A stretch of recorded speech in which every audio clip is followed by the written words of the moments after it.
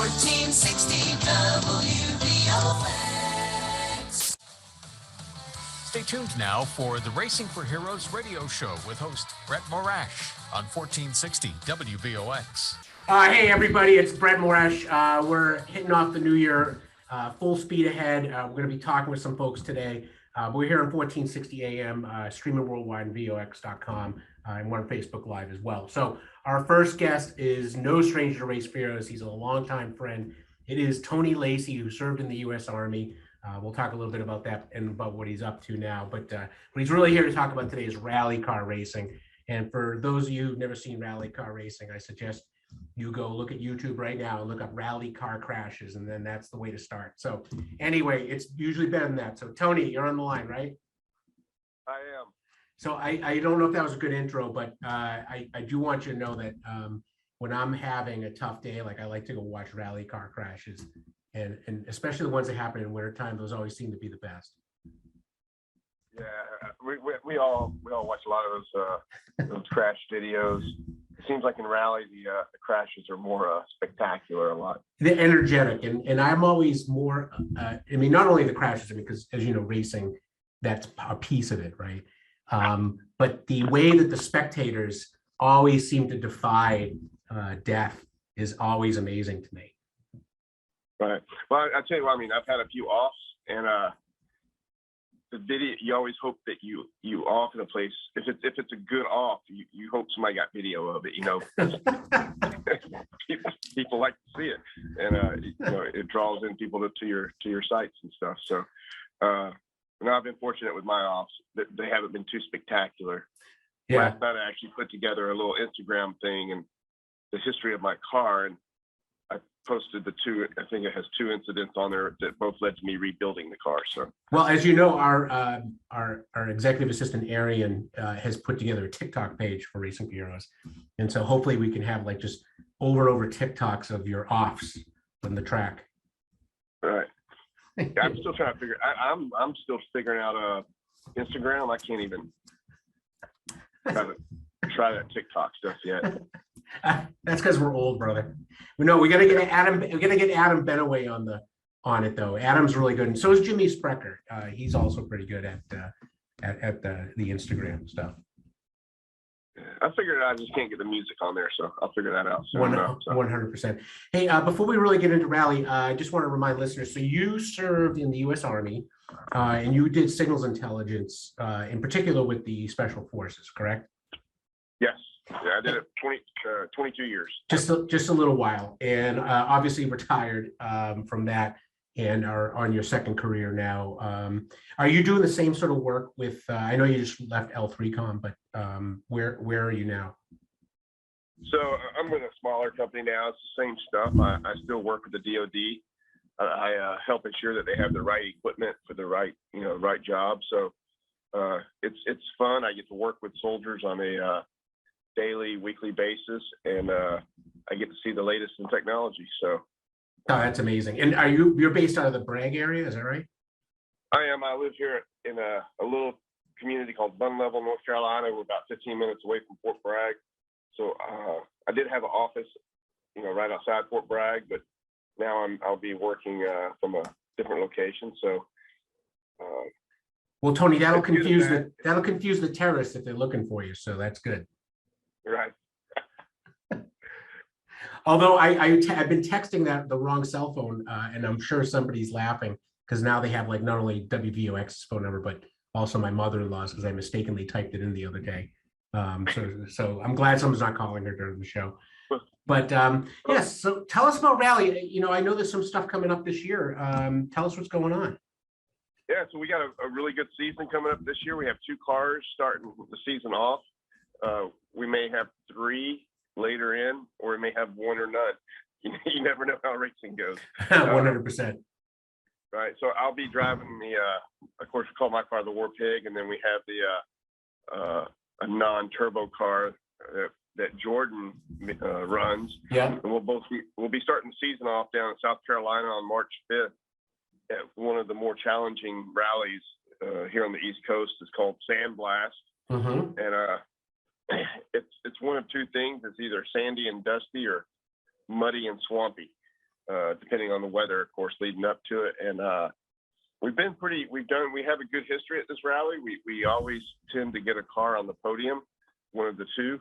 So hopefully last year we got both cars on the podium. So we're heading in pretty high in the stack. So we should do pretty good.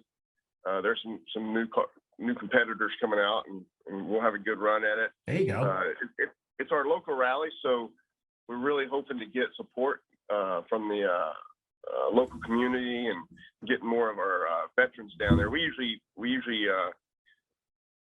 there's a pretty good car community here around Fort Bragg and all these young guys. We usually get a pretty good showing of veterans down there.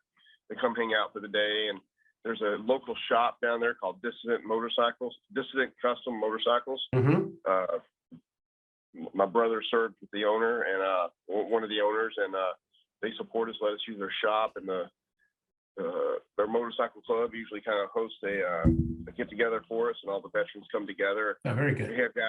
It's a good little time, ranging everything from Vietnam era veterans to 18-year-old guys straight out of basic training. So it's always a good time, and we'll have the two cars down there this year. I think Jordan did well last year, but it was his first time at Sandblast. Hopefully he doesn't break the car as much as he did last year. It's not a matter of not breaking the car; it's just not breaking it as much. But he did podium last year, so we're hoping to get him pretty high up on the podium this year. So Roger that. And Anthony Fabus is commenting on Facebook Live. He was saying undisclosed location, so a little shout out for Anthony there. But tell us a little bit about War Pig, and I don't think it should go unsaid that Meatloaf died overnight as well. So I don't know if there's any connection between the War Pig and Meatloaf, but there you go, brother. Yeah, I was listening to the news as this was coming on, and I was taken back that we lost Meatloaf. It's I never actually had to. I'm not a big role player fan, but I got buddies that did all the movie stuff. So the War Pig is named my car. It's a 0203 Subaru Impreza WRX that started life, as a normal little street car. And by best guess, it was owned by about 6 Joes, soldiers from around. It started its life here in North Carolina, ended up out in Washington State, and came back here in North Carolina. Oh, there you go. And we turned it into a race car. And actually, the car is the reason that I got into the Racing for Heroes, because I just needed something to do after I retired. My adrenaline was down, and I was not coping well with being a civilian. And I needed something, so I decided to build a rally car. And as we were building, I had a friend, and we started building it. We realized we couldn't do it alone, and we started reaching out to people. And next thing, we had a big group of veterans helping out with it, and we started a little effort called Rally for the Troops, which is still kind of our brand for the stuff that we do within the rally community for the veterans. And then, I started running that, and then we met the Racing for Heroes guys, and our mission statements are all the same. So we folded in with Racing for Heroes, and it's been a good time since then. And the car's been through, I'll admit, I started racing. The first rally I went to, there's always a shakedown the day before the rally. It's a short section of road. You drive the car, make sure everything's set up. The shakedown that I drove was the first time I'd driven a car, like more than just down the street. I'd bought the car, built the car. I had actually no knowledge of how to drive a rally car. I had grown up driving dirt roads, and in the military got some training and done some, that type of stuff, but never competitively driven. And I paid for that with an engine or two throughout the time and damage to the car. But starting to sort it out now, getting a little better, and hopefully head up to one of the rally schools here soon to get rid of some bad habits I have.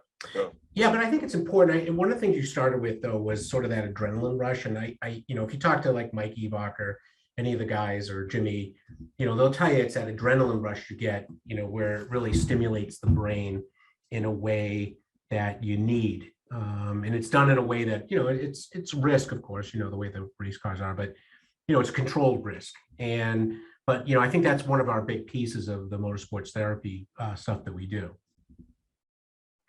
It is, and I mean, I did a year outpatient here at Fort Bragg in the TBI clinic. 06, you know, I took a blast, and then, you know, as I retired, of course, I mean, there's physical and psychological aspects of it. So I was feeling down on adrenaline. The most dangerous thing I was doing was I went from jumping out of airplanes and running and gunning to driving down Yadkin Road is the most dangerous thing I did. Right. I needed something to fill that gap, and even my wife knew that I am who I am. So I needed something to bring that adrenaline in and bring that team. I have to be a part of a team. It's ingrained in me. You know, I'll be that way until the day I die.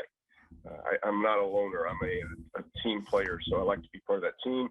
And we built it, and that's what the racing and Racing for Heroes is all about. We build that community, and we get guys into the recreational therapy, and it's all good things, man. Yeah. And you got a new sponsor coming up, Frontier Coffee, right? Yeah, Frontier Coffee is great company. They're out of Tennessee now. Veteran-owned business. Nate and his crew, they make some great coffee.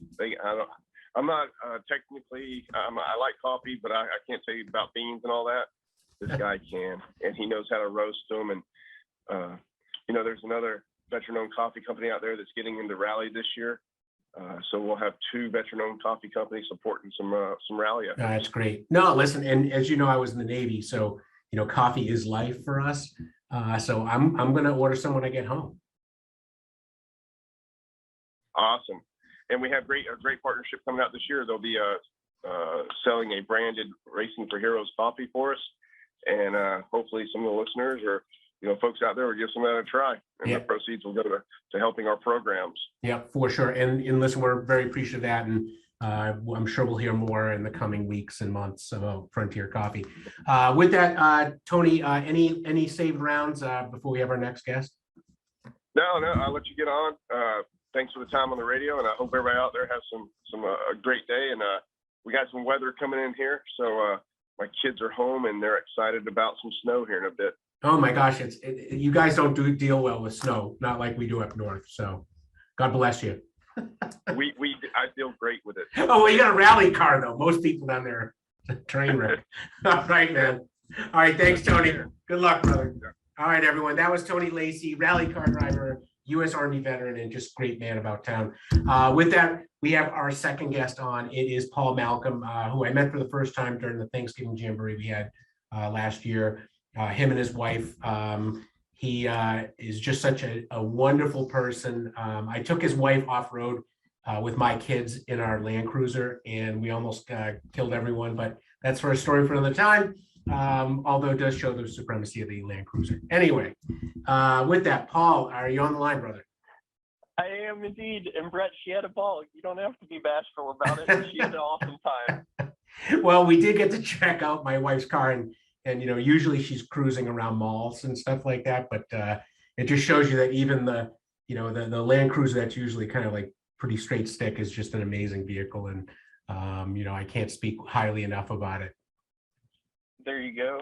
Well, I don't know if I can, Tony's a hard act to follow. I don't know if I can keep up on the coffee. I guess I could speak rip it or something like that. Well, wait, let's get, cheers. Yeah, but listen, you were in the National Guard and you were a combat engineer. And I think, we talked about it, like my favorite thing with combat engineers is the Cratering Charge. And maybe you can explain to everyone what that is. Yep. Yeah, basically, if you think of this as like a string of C4 that shoots out, and then it lays down a charge that blasts a hole. I think it's 40 feet wide, 60 feet. But in essence, it would clear a minefield is the practical function. So it's not just an excuse to blow the government's money. There is a practical need for this. But if you ever want to talk about blowing your cheeks out or something like that, that's pretty cool. And then also did some bridge crew stuff, but I'd have a hard time even comparing to your last speaker. At least I was pretty much a nobody. No, hardly. Listen, everyone's service is important, and I think as everyone knows, there's no dumb jobs in the military, or they wouldn't have a job. So now, did you get to do any of like those cool scissor bridges at all, like that on the top, like the M1 chassis? Say again? Like, did you get to use like the scissor bridges, like the ones Like they're stacked on top of like a We did. tank chassis or anything? We did Bailey's, we did MGB's. Oh, wow. We did the Hemet-based one, which I can't even remember the name of Yeah. at this point. But that thing was not really, I guess, technically very functional. It was prone to breaking. So I would definitely say I was a bigger fan of the MGB's or the Bailey's, the older Bailey's cool technology, but it works. It's very functional. No, if you watch A Bridge Too Far, they do the Bailey bridges there. So like it's like the classic movie for that. I don't know if they made you guys watch that boot camp or anything, but it's an amazing movie. So highly recommended. Hey, so one more kind of engineer question. You went to Fort Leonard Wood, right? Isn't that where you did AIT? Lost in the woods. Fort Lost in the Woods. Yes, indeed. So yes, indeed. I actually drove onto that post for the first time. I was so excited, and I was in an RV. We were on our way to Lucas Speedway on Missouri, and I went in the wrong lane. And of course, the poor soldier at the gate's like, "Hey, you can't bring that in this way." I'm like, "Well, I ain't backing up." I'm like, I said, "Those things are," but the barriers weren't filled with water. So I'm like, "Those aren't filled with water. Why don't you just let me through?" And like the poor guy was like, "Okay." I'm like, "Yeah, good terrorist stopping move right there." But what are you gonna do? But it was just funny. But I will tell you, I was with my son, and he saw all like the boot campy Army guys, and he was like, he made up his mind right then and there that he was not joining the Army, courtesy of Fort Leonard Wood. So anyway. Well, I guess you could debate, I guess, whether the experience was Army and Marines or just Army. I guess there was a fairly big contingent of MPs, as well as, I don't know the MOS or whatever you call the equivalent for the Marine side of the house, but there was I knew that I guess when I was going through there, they were already coming back from their run when we were still just warming up. And I knew that they had a way longer day than us. So I tip my hat to those guys for sure. That they are working hard.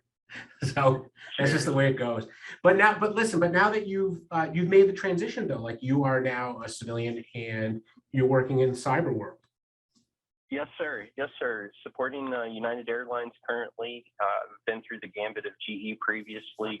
And I guess it's an absolutely humbling field on a daily basis in the sense of the amount of new information that comes out, the complexity of the technical environment we live in today, and just the sheer number of how many things are plugged in. It's definitely walking on the wild side, to say the least. I don't know if it's worthwhile to talk about it now, Brett, but I know that, kind of priming for this, I tried to put together a short list of things that the average person could do, and that if that's relevant. Listen, fire away. In fact, that's what I briefed this morning when I was on the morning show. I told him that you're going to be giving out some information that was of use to like any normal person out there, to make yourself a hard target. Okay. Well, I'm going to call them the 12 keys to individual digital security, unless somebody can come up with a better name, and I definitely welcome it. But hopefully this keeps the listening audience off the radar, or a little bit harder to get a hold of in the digital space. So we'll start with A, and always log off. Don't allow digital retailers to retain any payment details unless you really go to that vendor on a regular basis. And consider the use of one-time cards, because a lot of times nowadays the bank vendors like Capital One, I know, has Enos. I don't know about the pure equivalents, but they offer a virtual credit card number that is only good that one time for that individual purchase. So even if it was ripped off, it wouldn't matter. It doesn't actually link back to your account. So look at things like that, because it can really help you, at least from being one of the horror stories that we end up hearing about in the circle, so to say. Next one, I guess, be careful with what you click. And I know that that's a pretty basic, or probably something that many people have heard every time, or many times over the last couple of years, but I can give you a couple specifics in terms of don't open or execute any email attachments or links that you're not familiar with the sender, or you don't trust the source that it's coming from or understand what you're clicking on. Same goes for websites, and specifically a new thing that's popping up, I guess, just to put on everybody's radar, would be QR codes. Not to say that they're bad in general, but they can be used for a lot of weird purposes, etc. And when you put your phone up to it, it'll come up with the hyperlink that you're going to, et cetera. If it's opening a web page, just make sure the web page is the actual page that you're intending to go to, in the sense of, if the picture is to go to ABC and it's saying the link is actually sending you to XYZ, that's a no-go. That's a good point. Clue. I use QR codes all the time, and I didn't even think of that. That's amazing. So there's, I think it's called steganography, I believe it. Yeah, where I guess it's, changing an image to distort or send information in that image type deal. QR codes are a new angle. I've seen a bunch about parking meters. There was a phishing scheme, et cetera. There's some stuff happening around those just because I guess they're starting to become much more prevalently used by consumers. And it's something that you can literally just print out a sticker and go put them somewhere. So the only, I guess, good news for these from a law enforcement perspective, they're typically pretty easy to zoom in on because they're a physical interaction of the digital space. So somebody had to put that sticker somewhere. So normally they get caught on video or something like that. But still, we don't want to fall victim to those type of things. So just be mindful of QR codes, something that's easy to take a twist on. Yeah, and believe it or not, Al-Qaeda used to use pictures with steganographics to send information to their operatives. They would send them a picture with a program called Blowpipe, and you could put, and there's a long story. We'll talk about it not on the radio, but they would put information in for their operatives, and it came out. But I remember reading that, like, it's 20 years ago now, but it was like, holy cow, like, that's amazing. So yeah, this is like serious business. Cheers. I'm sorry. So we're up to QR code. So go ahead, the Paul Malcolmb. No worries. The next two are pretty easy, Brett. At least it's not to say common sense, but stuff that everybody should do. At least 99% of the time, this is going to ring true. There's always an exception to the rule, and we can talk about that if we need to. But install a trusted antivirus software on any of your machines, and try to keep all of your software up to date. And I guess we can talk about technical debt, but at a base level, a lot of times, at least in today's time, devices auto update if you just enable that. And I would say that is good for most. It's always good for the operating system, and it would be good for most applications as long as, which we're going to talk about apps in a second. So I'll hold that comment actually. Check fire, right? Cheers.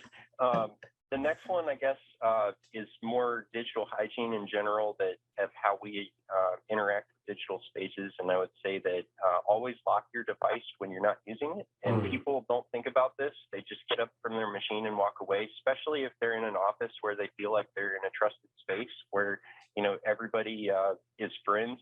But can also be like the evil maid or the janitor, whatever you want to say, like insert any kind of fly under the radar person that still has access to the same space that isn't necessarily batting for the same teams. So good point. It's on a Windows machine, it's the Windows button and L. I don't know the equivalent for Mac, but I'm sure it's just the Mac button L or something like that. But be mindful and try not to, think of your device as holding your critical information. Do you want that open to people that have unauthorized access, or do you want to try and constrain that just to you or the people that are supposed to see it? Yeah, good point. I guess beyond locking, so the next one is a little bit harder to do, I guess, depending on how complex your life is, but monitor all of your accounts for suspicious activity. Thankfully, banks and stuff like that today have alerting where a lot of times, it'll be you out somewhere either on vacation and you haven't notified them you were taking a trip. And they said, hey, is this really you? But, don't get mad at them when they ask you if this is really you. If anything, just put a smile on your face because that's your banking institution looking out for you, making sure it's right. And 100%. Yeah. That's it. So try to pay attention to suspicious activity. And if you see something that you don't recognize, don't just shrug it off. The best example of this I'll give, this actually happened to a really close friend. he started getting ripped off for $7 a month. It isn't a noticeable amount, Brett. So it's like, I don't know about you. Life happens in the fast lane. So it's like, do people actually carry around a checkbook still? I'm not even going to ask that question on the radio because there's probably different percentages of the audience. A lot of our audience on VOX for sure. So cheers. You know, if you're not doing, I guess, you're balancing every day your checkbook type deal, smaller dollar amounts a lot of times can sneak through, and you're just kind of like, whatever. It's not a big enough chunk that it's worth paying attention to, and it's not going to really slow me down. It adds up. So that's it. And I think this particular individual, it was like 17 or 18 months ongoing, and it was just like finally one day he logged in, looked at the account, it's like, what the hell is this? And then started going back and seeing how far it went back type thing. Hey Paul, I gotta slow you down. We were actually in the last 30 seconds of the show. So listen, I want to thank you for being such a good friend of Racing for Heroes. Thank you for being on the show. Please tell your wife hello for us. You know, and hopefully we'll see you again here at one of our events coming up. Look forward to it, Brett. It was a pleasure. Thanks for sharing the time. Oh, it's so awesome. Well, listen, ladies and gentlemen, that was Paul Malcolmb, cybersecurity expert. You know, please listen to the things he said. We'll be sure to keep typing them into the system here. And I'm a Mac user, so I got to figure out what the lock thing is because I don't, you know, I have it go off after like 2 minutes, but I got to figure it out. But anyway, with that, ladies and gentlemen, we're going to leave you with the real Doug Lane a little further down the road as we end our show, and we will see you next week right here on WVOX. Thanks, everyone. I got a dream to chase and it just won't wait.